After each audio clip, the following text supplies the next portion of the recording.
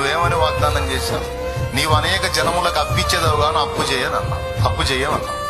నన్ను ఎందుకు అప్పులు పాలు చేశావు?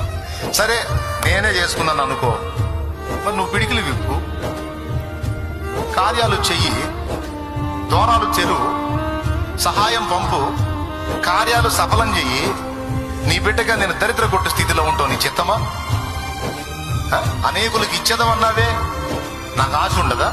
10 మందికి సాయం చేయాలని ఆశ ఉండదా? నువ్వేమో అందరికీ సాయం చేస్తావు, సాయాలు చేసి నువ్వు ఆనందపడతావు. మరి నీ బిడ్డలుగా మాకు ఆనందం వద్దా? మా బతుకంతా ఎదుటి అడుక్కోవటం, ఎవరు సాయం చేస్తారని అడుక్కుంటాం, ఈ వేదంలో బతకటం నీకు ఇష్టమా? నేను నీ పిల్లలం కదా? నీకున్న ఆశ మాకు లేదా? ఇతరులకు హెల్ప్ చేయాలని మాకు ఉండదా? మరి ఆ విధంగా మా పిడికిళ్ళు ఎందుకు నింపవయ్యా నువ్వు? అడుగును తగాదేసుకో.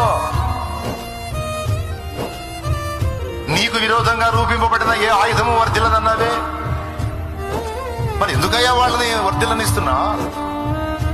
వాగ్దానం చేశావుగా, ప్రామిస్ చేశావుగా, మాట ఇచ్చావుగా. ఇలా సమస్త విషయాలు వాక్య పరిధిలో, వాగ్దాన పరిధిలో నీవు అడగవచ్చు. అడిగినవన్నీ దేవుని సన్నిధిని వినబడినవని రూఢిగా నమ్మవచ్చు, విశ్వసించవచ్చు. ఈ 2 జరిగిన ఎడల నిశ్చయముగా నీవు పొందుతావు.